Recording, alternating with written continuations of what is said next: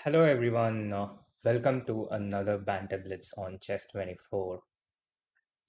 The World Championship is over, and I hope this will be a decent replacement for the World Championship games.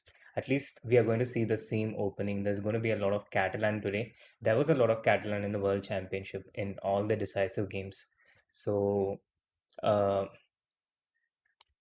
not a like for like replacement, but close enough, I hope.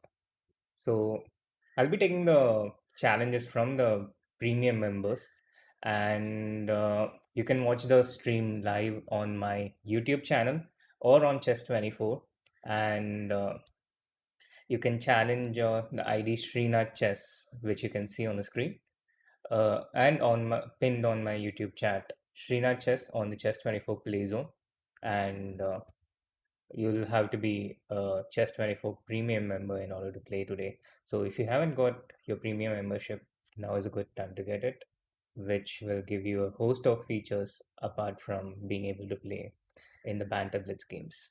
So let's begin. And it's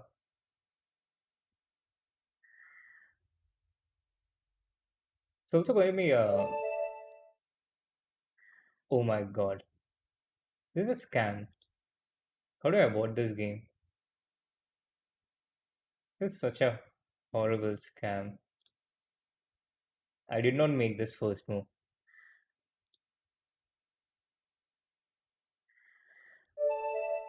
Cool. So now we begin. Starting with Avenge O5, and this is going to be Vansh's last Banter Blitz game against me. Okay, so standard openings, a normal start. Oh, a Catalan against me. This is not going to be easy. How do I respond? This is not something I prepared for, but I'll play something which is not yet in my course.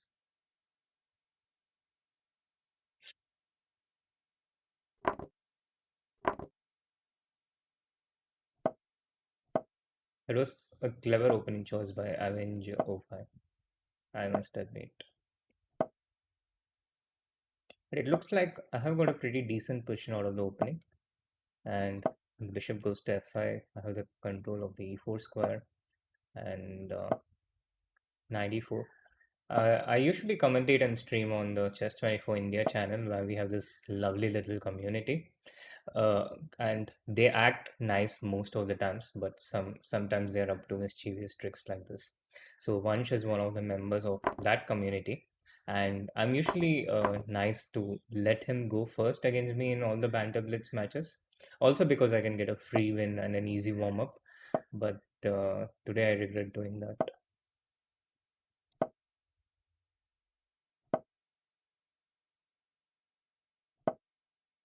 But this has turned out to be a nice position for me because look at the bishop and the pawns. This is not how you place your pawns when you have a bishop. It should be on the opposite color of the bishop. And now he has all his pawns on the dark squares. So that leaves a big deficiency in the control of the light squares. And I would have really liked. Okay, I think I blundered. F3 was coming. F3. He had F3 all the time. I'll just go back with my knight, so there's no more F3. So I want to try and get this knight onto c4. I'm not really in any hurry to try and force the issue here because my I have a clear strategic advantage and there's no immediate threat to deal with.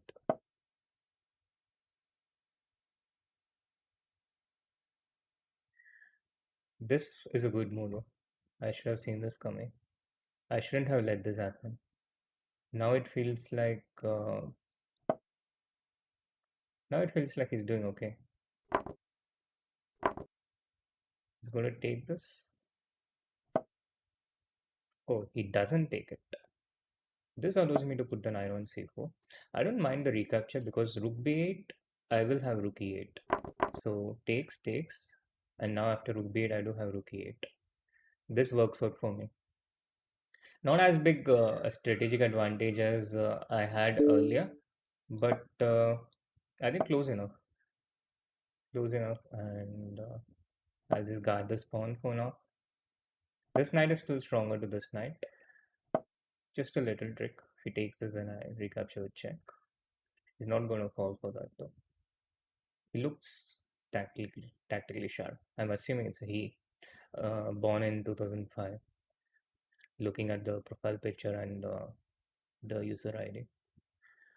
So I'm assuming it's probably a he I'm playing against, and knight e5 is not what I expected. Takes,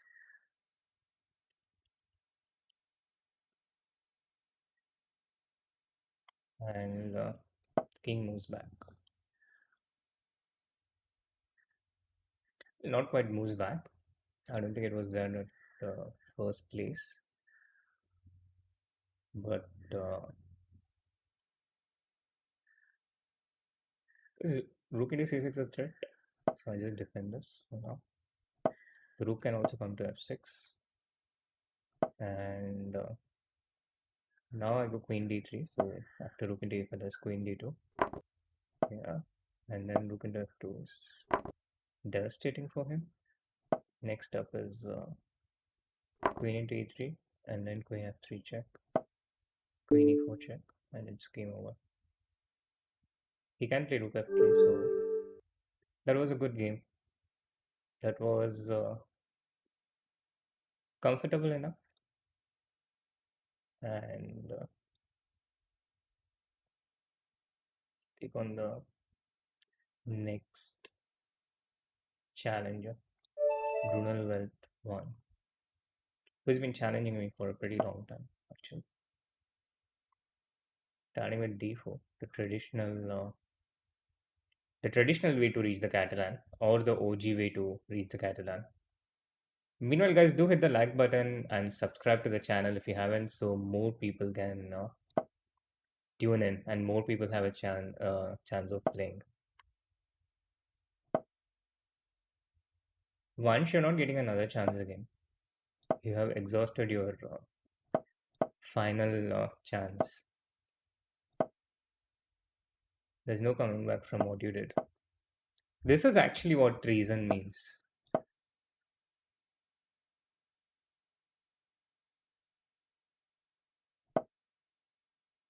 Good start to this game. Nice center. I'm going to break with e4. Whenever, so this is the Dutch defense pawn structure. Whenever black has a Dutch defense pawn structure, we usually break with e4 and then gain access to the e6 point, which is a big weakness for black here in these positions. So f into e4, knight into e4, and if queen g6, I take on f6 with check. And for this reason, it doesn't really work for him, and eventually I get access to the e6 point. Okay, he goes e5, and I'll take on f5. So we have a nice position out of the opening, and if I go knight h4, then he takes bishop h4. Okay, so knight d5, because this knight has just departed from f6, and after bishop into f5 I can just go queen e2 followed by h3, hitting the e5 point. So far so good. Knight d5. It's nice that I had this move knight d5, and bishop d8. Bishop d8 is probably a good way to defend. Now, if I go knight h4, black just takes it. So what other choices do I have here? I can play h3, of course, and lay claim to a slight but sure advantage. I think I'll just go with that. Simple stuff. Bishop into f5, queen c3, knight f6, rook e1. This is my idea. And piling on the pressure on e5.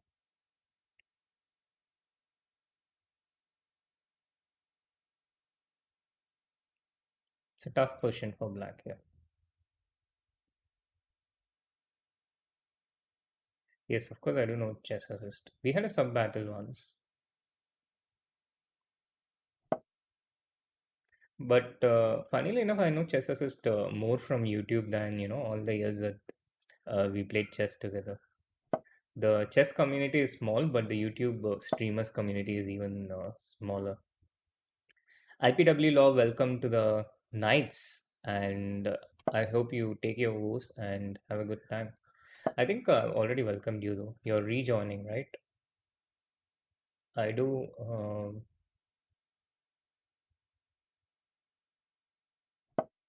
I do remember you for a long time.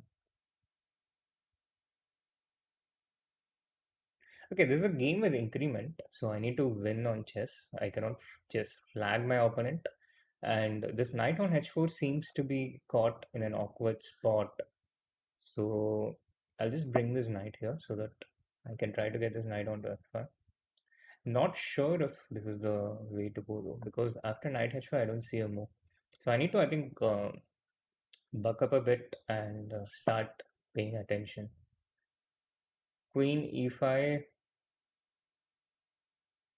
I don't want to let black's knight come onto e5, but it looks like black has achieved a pretty decent position actually.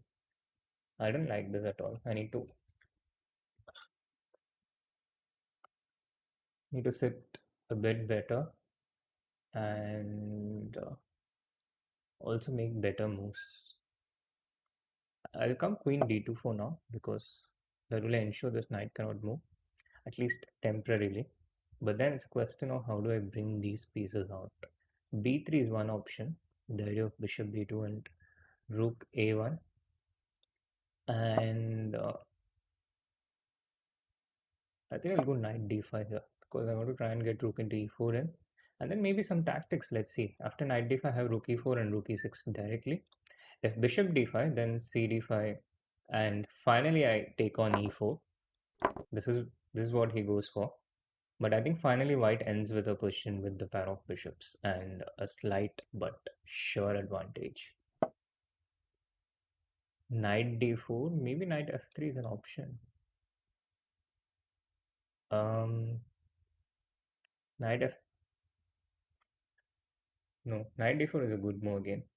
It's something I didn't really anticipate. Knight f3 is possible. Maybe that's the sensible option too, because knight at f3, bishop at f3, and then at least I've traded one of the act two pieces.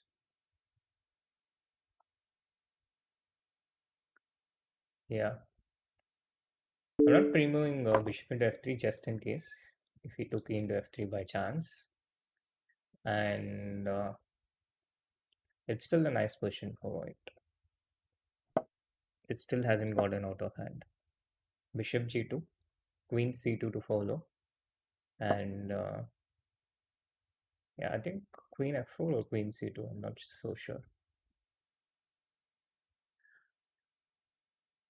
Wants to try and get the bishop to d6. It would be nice to not allow that, but I think I'll go queen f4 first. Attacking both these pawns at once. I'll take this first maybe because the e4 pawn is weaker and should be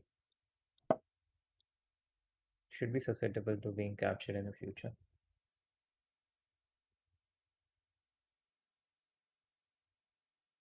So bishop e3 and queen does have a place here. So the queen is not trapped. Bishop d6, I can go queen h4, and now finally I can start to get some of the pieces out, and maybe start trying to play fast. Okay, this loses a piece. That was challenging, but in the end, my opponent just got a bit low on time, and it became a bit of a pressure. So next up is someone who's pretty close to my rating, and it's going to be 3+0, so no increment. I need to be on my guard right from the beginning. G3, we reach the Catalan. A5. This is a strange move. But after C6, yeah, it kind of goes into familiar stuff. We go according to the structure, opening up the center, gaining space with the white pieces. E4, E5. Generally, when white gets E4, E5 in these positions, it is a good thing for white to get this breakthrough. This doesn't feel entirely good for black. The idea to try and get knight G5. Bishop G5 is also an option. But what did I intend for this? Just bishop F4 for now. And next up is rook A D1. Rook A D1, queen D2. But let's say he goes knight C6, then I go knight G5. Yeah? That's an option. Okay, just take knight D4 here. Bishop into E4, I have queen into E4. Otherwise, just get A3, rook A D1, and all these, standard moves. So I'm expecting rook C8. Sorry, yeah, rook C8, queen E2. And now, yeah, he goes knight C5. This is also what I was expecting. Now maybe I'll just wait.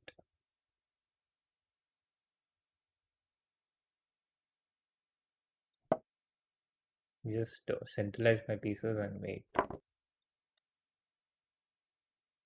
Takes everything, and then knight C6 is a threat now.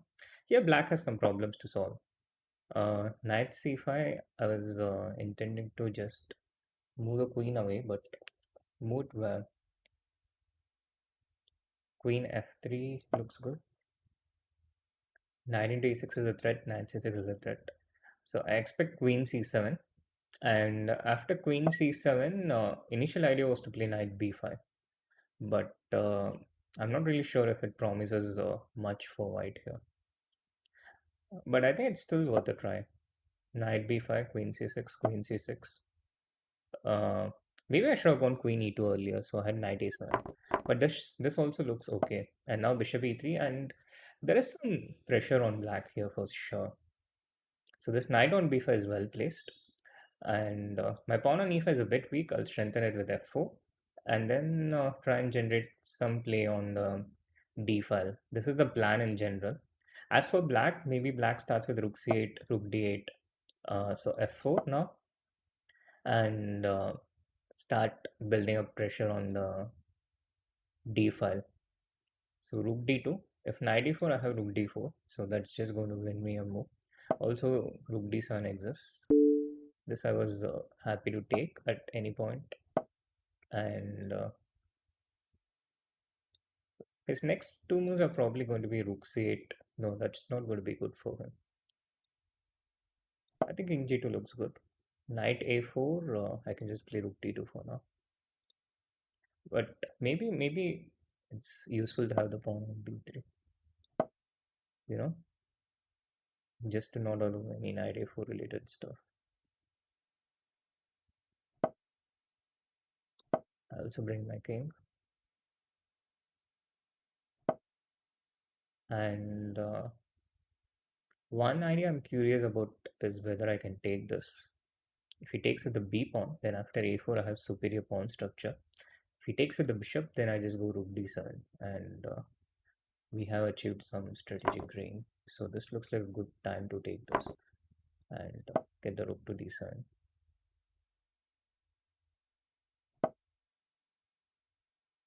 Rook can go to a7, I guess. Okay, he probably anticipated this, and maybe he doesn't mind this position.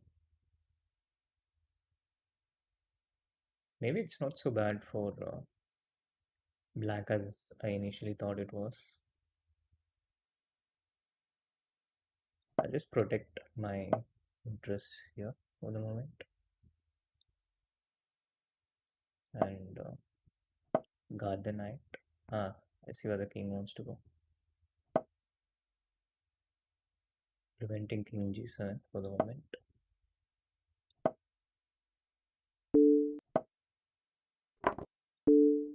I wanted to get this knight to f6. And this is checkmate, I guess. Yeah, this was the plan. Good fight by Jup, but not good enough.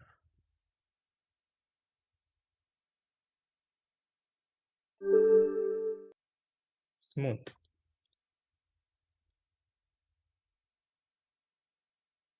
Up next is Little Gary. Oh, I'm getting white in all the games. This is going to be such a Catalan themed Banter Blitz. Good learning opportunity for everyone on how to play good openings, correct chess. Meanwhile, once again, do hit the like button, guys. Subscribe to the channel if you haven't, so more people can tune in, more people have a chance to watch and play in the Banter Blitz, take part in the Banter Blitz. We are playing in a new play zone, so do feel free to express how you like the new play zone in the chat and on Chess24. So far, it feels good to me. There were some initial problems, but it seems like a lot of it has been fixed, and I'm able to make the moves in a pretty normal way. So I think it is interesting, and you should try it out, the new play zone.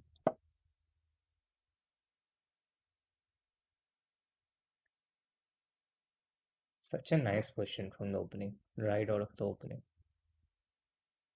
In what other opening can you get such a nice position straight out of the 10 moves and win a pawn like this and an exchange? I mean, in how many openings can you uh, achieve this?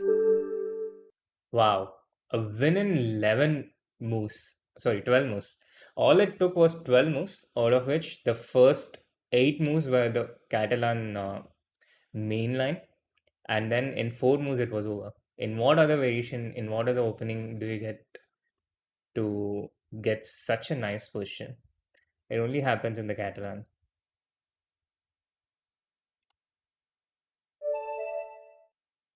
Up next, Resident Evil from Norway. He has the white pieces. Let's see if he or she imitates the opening of the world champion.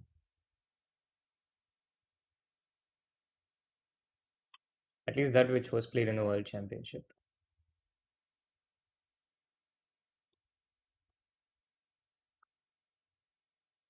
Okay, no moves here, so I think I'll skip to the next game. Resident Evil has some technical trouble, so I'll just skip to the next challenger and get another white pieces, another Catalan. This Banter Blitz is turning out to be a pretty nice and pleasant experience so far. I do hope no worries, Resident Evil, next time. And thanks, Jup. That was actually a pretty nice and interesting game. This game is also not starting out. So once again, I'll move to the next challenger. Oops Kitty. Oops Kitty is a regular in the Banter Blitz. So again,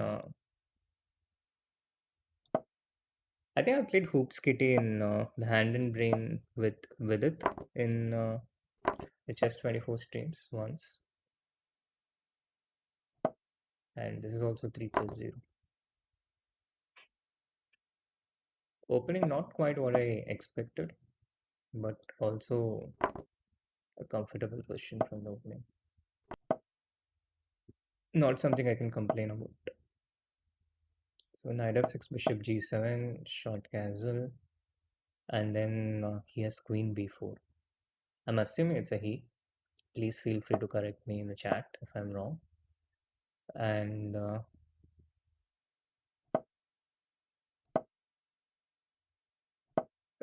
I thought white had something nice with rook e1, queen b4, but that doesn't exist anymore. Just trading the queen so that it's easier for black to defend in this position, relieve some of the pressure. Rook e1, there's going to be rook e8. The problem with this pawn structure with the white pawn on d5, the e7 pawn becomes really weak for black. And although I have the pair of bishops, the e7 pawn is a big point of concern. So this is the strategic point which is a point of concern for black. But it's not a major point because, yeah, okay, rook e1, rook e8. And I don't think I'm going to get much from b5. Black will just respond with a3. So far, it looks like white is very much in control. But I do have a big time advantage, which really matters in 3+0. So let's see if I'm able to leverage that and get something here. Rook c4, it's just a move. And okay, just getting the pieces out. e7 is defended for the moment. So rook into c4, rook into c4. If black gets, if I manage to get some activity, the d5 and a4 pawns are also not quite that great for white. d6 I don't like so much, although I was kind of expecting it. Um, it it might have a concrete point though. A into d6, there's rook into d6, and then I think I'll go rook c6.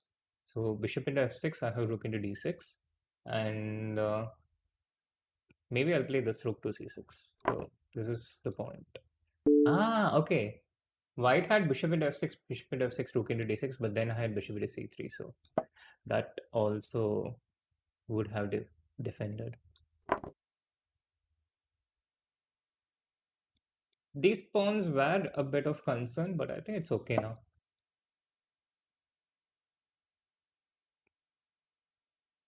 I don't like knight e5.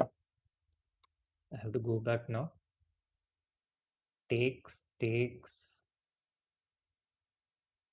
And after rook e7, it's going to be hard for me to find a good move.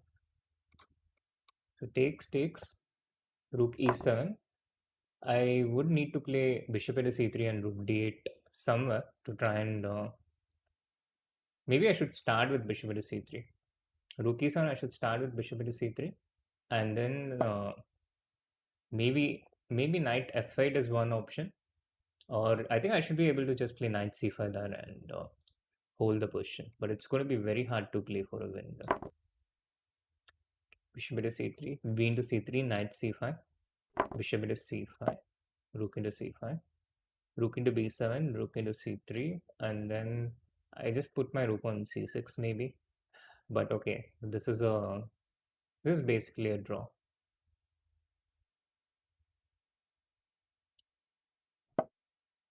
g4 is not a good move though. Or maybe it is.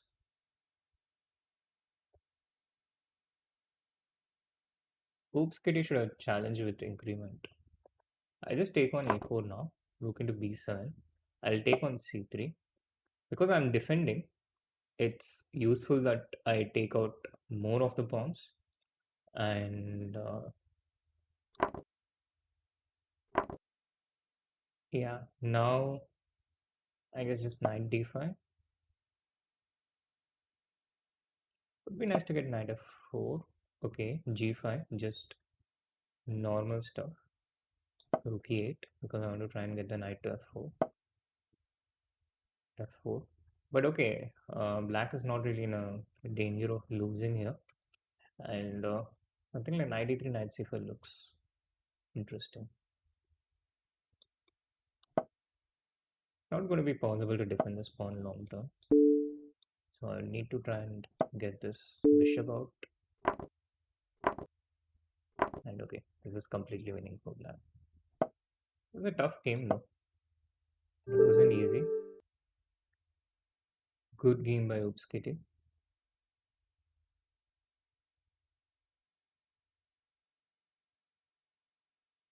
And next up is HCTH.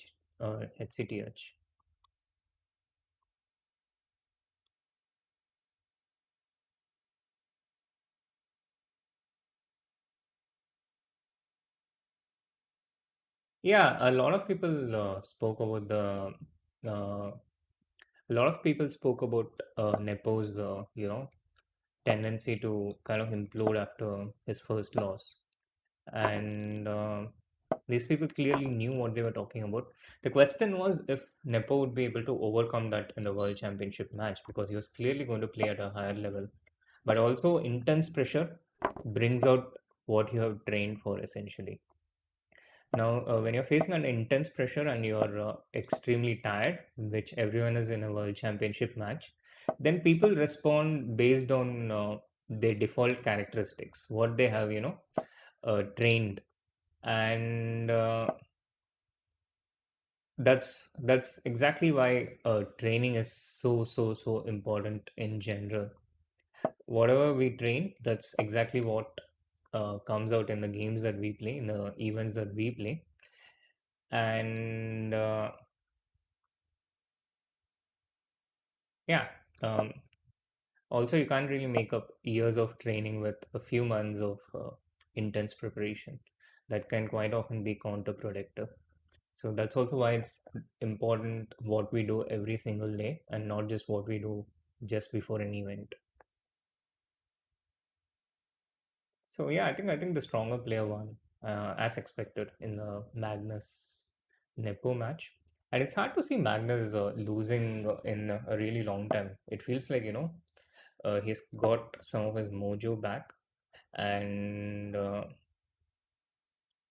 also, yes, Alireza is a very worthy competitor.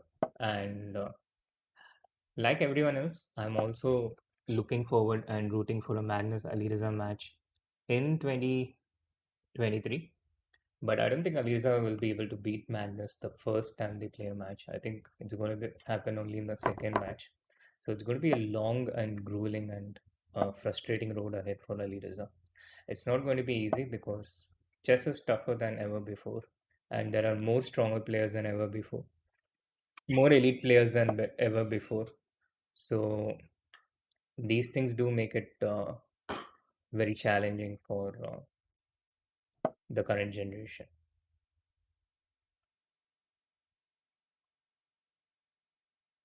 I think the Dubo controversy is a bit of a non-controversy, It's not a big deal at all, to be honest. I mean, it is an individual event, and he has the free choice to, choose who he wants to work for based on his relationship. Now, in any sport, we have coaches from different countries, and for example, we have we had Gary Kirsten as the coach of the Indian cricket team. And let's say the Indian team was playing against South Africa. Now, that doesn't make Gary Kirsten a traitor, right? It's extremely normal. And sports is one of these things that's beyond religion and nationalism and all these things.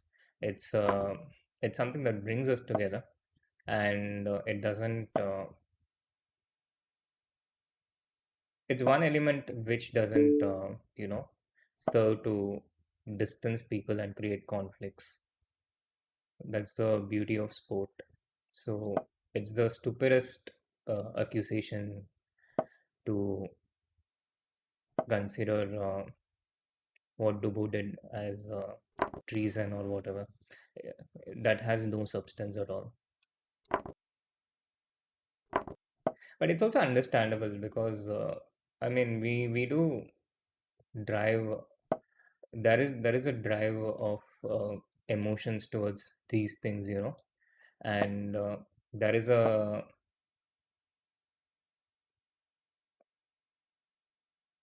there is also sometimes an imposition that uh, one has to think and act the way a certain other person thinks.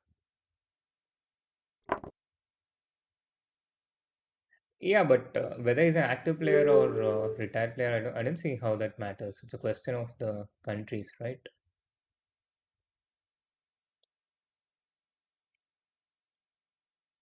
Okay, that was also relatively easy.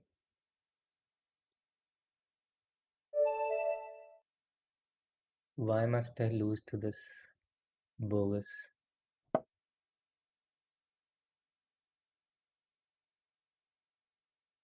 Honestly speaking, I think, yeah, I mean, even playing for Russia is a choice, to be honest, because chess is an individual game.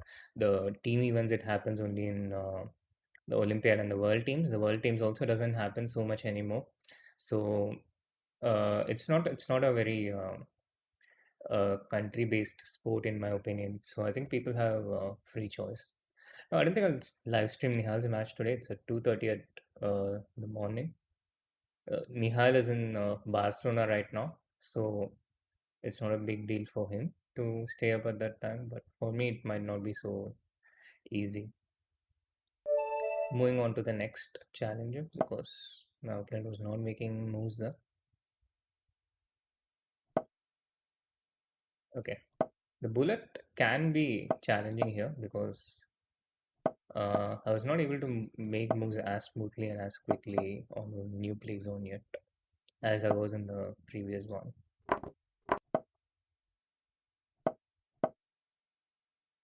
This is a good start though. Now we occupy the center. Yeah, occupation of center done. This is a blender, by the way. Bishop into d5, bishop e4, and I'm just a pawn down. But it's a bluff, and it may have worked. I think I can just take d7 because I have rook into d8. Bishop into c2, rook into d8.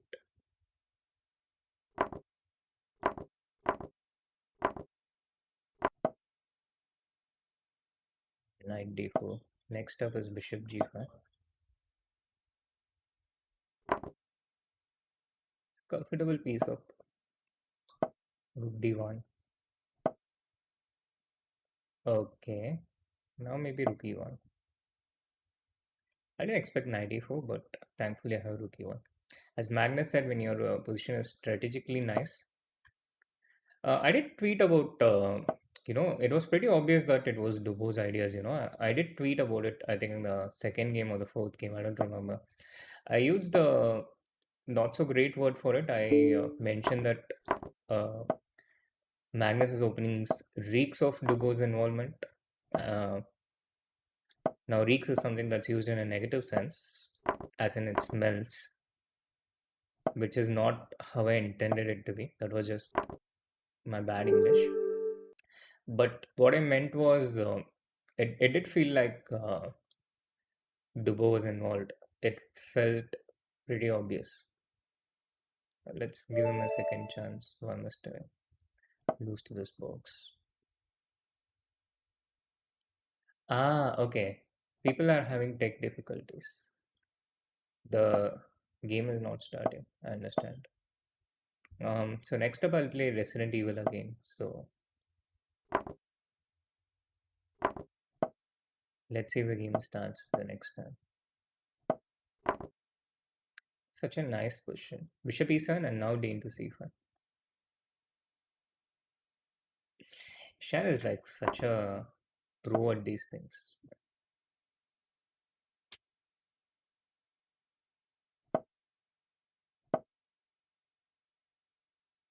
I have to watch out for some beef. Okay. This allows knight into b6, which I don't have to take immediately, by the way. I can take my time because the bishop is not going anywhere. So next I'll come bishop b2 and then I'll threaten to take knight into b6. Threat is greater than execution. Threat is stronger than execution. Or threat is, it's more unpleasant than execution. People knew even from a long time ago that anxiety is like one of the worst things that you can do to anyone. So that's why this phrase came about, that threat is stronger than execution.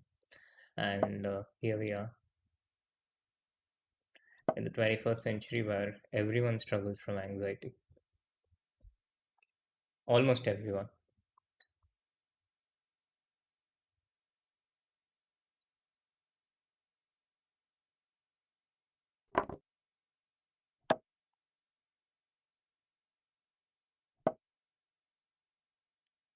Again, such a nice and comfortable position.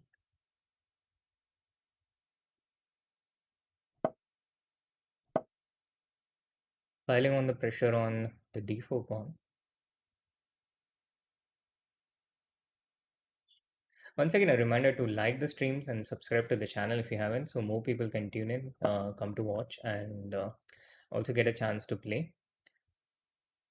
I can, just take this pawn, which is what which is what I'm going to do. I'm going to capture it, transform my strategic advantage into a material one. B6 is also hanging now.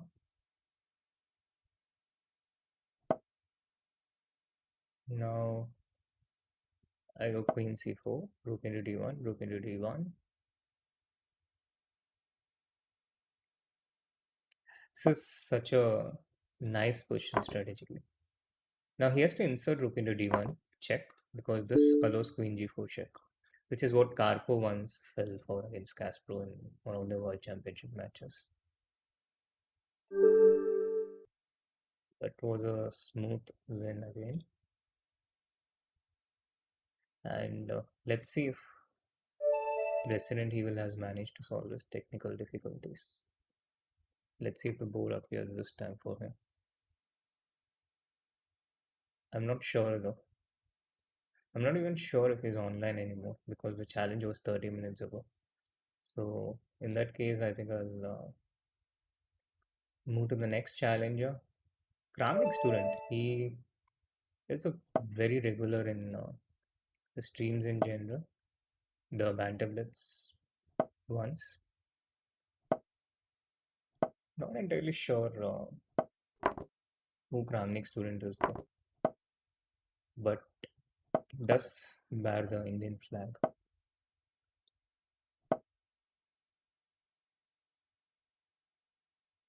Queen b3. So the extent slab, it looks like a mm, queen b6. I don't remember what I'm supposed to do here. I just don't remember. I just remember this is not such a strong move, but I don't remember what I'm supposed to do.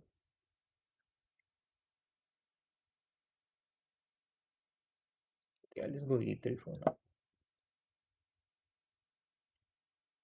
It's such a different thing playing without making moves without the help of stock vision reference.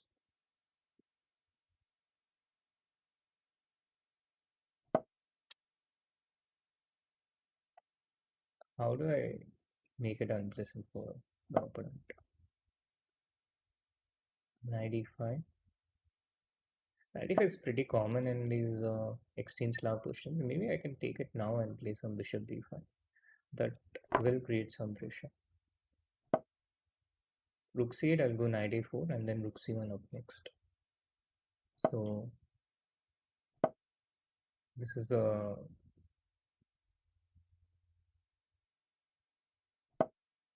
king is pretty safe on e2. Knight d7, I can just take this and go knight b6 check, knight c8. Knight into c8, rook comes to c1 up next, and you take this, get a doubling of the rook. Sorry,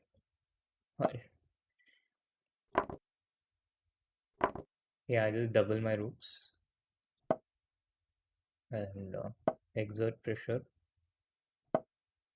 I can advance my pawn because the rook is tied on, bound to the c6 pawn for now. Just to try and force my way the black king. I'm not worried about rook a2 check, I just have king e1. So b5 takes. Queen b6, knight d5. I don't think it won a pawn because my b2 pawn also hangs, right? Yeah, so takes, and then there's queen into b2. So it's not so simple. Okay, now rook c7 could be a threat. Rook c6 check, rook c7 is also not going to be easy for black to deal with. He can go bishop e8 though. So maybe it's still not game over for Kramnik student. Bishop E8, I'd just go rook B3.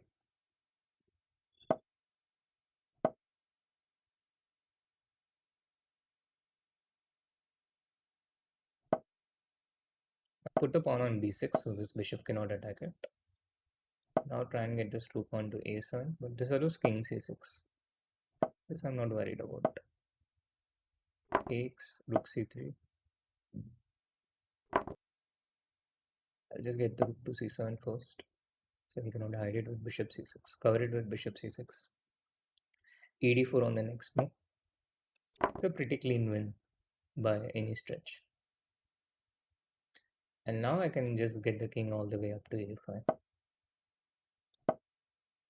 King to A5, rook into H7. You can follow Shershevsky's maxim, do not hurry in this endgame because black has no counterplay at all.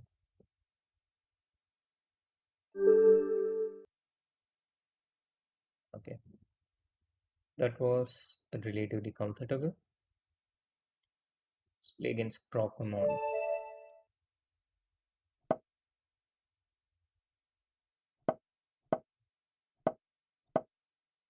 Going towards the Catalan territory. The triangle. Triangle is, it can go to the node boom setup. But we have gone into some kind of a Catalan mainland. So in these type, oh, this is a strange setup by black. Knight d7, knight f8, knight g6. The idea against the close center with the pawn on c6 is to break with e4, and now after e5, we win a piece. So again, guys, Catalan opening, winning a piece within 10 moves, getting a winning position.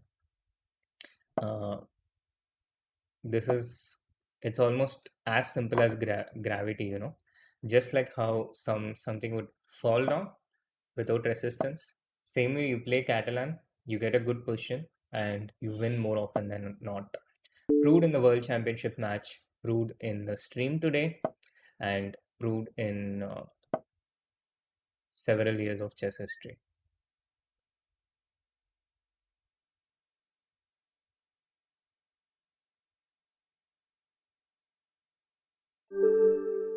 So this one took a bit longer. It was 17 moves, but once again, the Catalan opening, a quick win, no surprises there.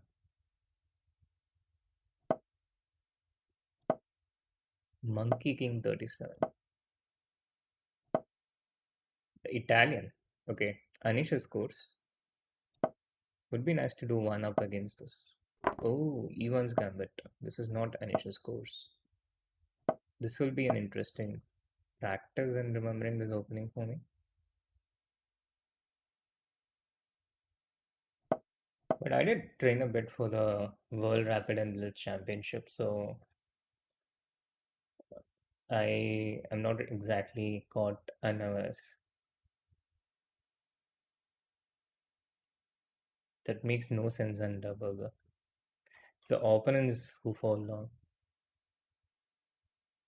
No worries, Kramnik student. Next time we'll do better. Bishop b5, the idea of d5, but I think I can take e into d4 now.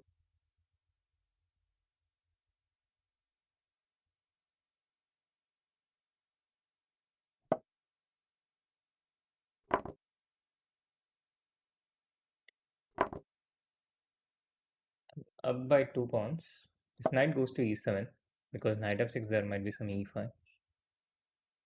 And then next castle. The king will get safe and we will get our material advantage, I hope, into something useful.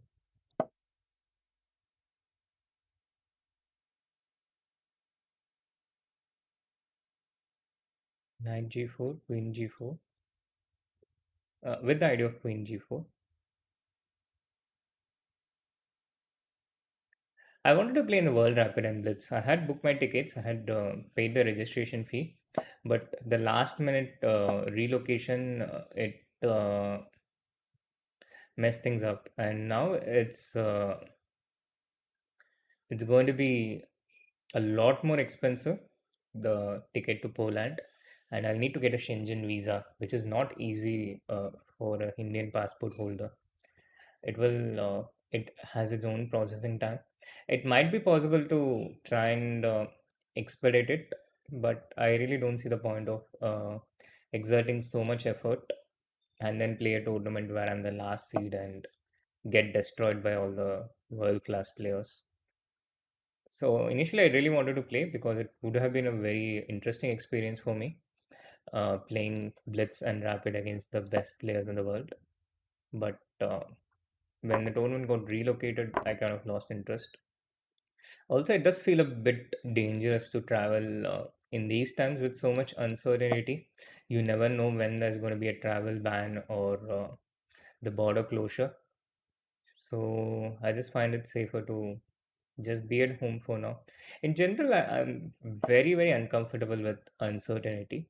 I think most of us are. But I, in particular, I like things to be planned out. I like to know what I'm going to be doing next week or even next month. I I'm not a very impromptu person. I like to have things planned out. I like to have things under control more than the excitement of more than the excitement and adrenaline of new things. So yeah, that's the reason why I'm not playing the World Rapid and Blitz, and I really don't think I'm going to be playing in any tournament in the next few months either until Omicron settles down and we understand exactly what it's going to do. Oh, Vidit Gujarati in the chat. I agree, dude, going through the same problems. But Vidit, you don't have that luxury. You're a professional chess player, you have to play tournaments. I'm not a professional chess player. I have that luxury to skip tournaments and choose the ones I like. You, on the other hand, my friend, you have to play the strong tournaments and yeah, unfortunate, but what can we do?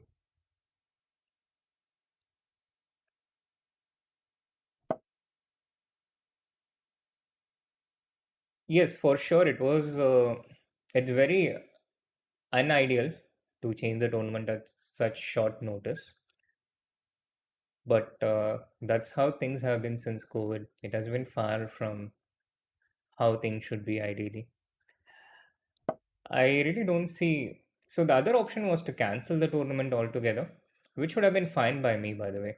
I don't feel the obligation to, uh, hold organized tournaments with such determination. But that would be 2 years without a World Rapid and Blitz, and I guess FIDE didn't want to uh, go through 2 years without having a World Rapid and Blitz. Yes, a lot of Indians are facing issues with the visa for sure. I mean, even if you can afford the tickets, even if it's not, even if it's affordable, the visa issues cannot be solved with any means.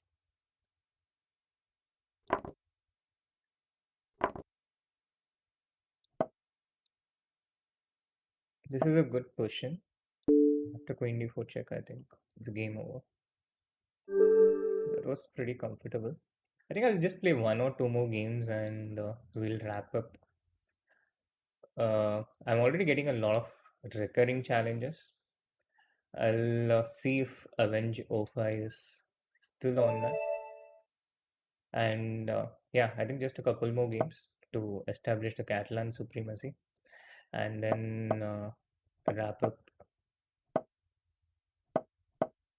this Banter Blitz for today. My opponent has come with the intent to play fast. It's not going to be easy because I don't find I'm not able to move as smoothly in this new play zone as I was in the older one. So I think I need to be able to play really well. and try and win by chess, because flagging is not going to be easy. Takes bishop g5. Okay, a better position at least. Takes, now rook d7. Knight. Okay. I go bishop f3. I'll take this pawn. But I allowed rook b5. I shouldn't have allowed this. Rook b3 doesn't. Now I can defend this pawn with f4. I'll get the bishop to d3 if required. This is such a domination. b4, I think I can go a4. Because this bishop protects this pawn so much better than the knight. Oh, I can't do bishop d3. Okay, I'll just take this pawn for now. I'm also ridiculously low on time. Not ridiculously, but I don't want to take chances again with this new play zone, where pieces have gotten stuck a few times. Knight is trapped, I think. Tricky move, I think.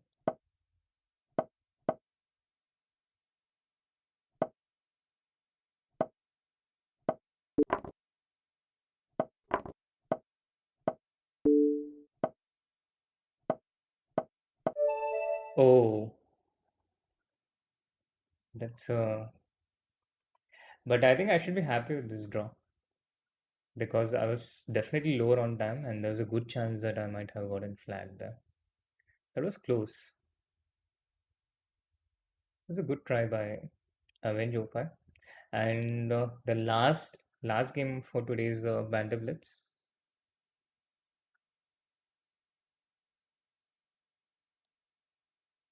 I landed with a bullet.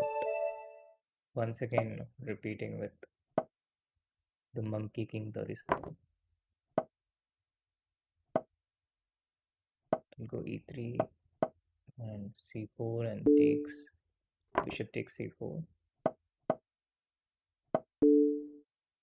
Knight goes to c3. e4. At least I'm playing much faster in this game. Position also feels good.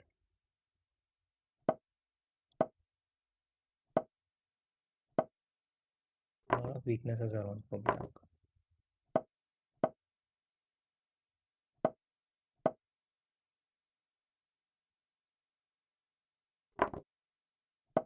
I think I could have played bishop. So I played really fast in this game, but not so good in terms of quality. But this should do the trick. So, oh, I missed knight into b4 with knight d3 check. Thankfully, my opponent didn't play that. And this should be pretty straightforward. I just go and take these pawns. Collection time. Yeah, I was kind of hoping for this bishop c5 check. And this works. Cool. So I think that's all the games for this Banter Blitz. We got a lot of Catalan wins, as was the promised theme of this stream. So next up, there's going to be a stream tomorrow at 7:30 p.m. with the winners of the the Cafe's Got Talent of my Discord server, and then the usual stream schedule for rest of the week. So thank you so much for joining this one, and I hope you enjoyed and had fun. See you all tomorrow. Bye bye.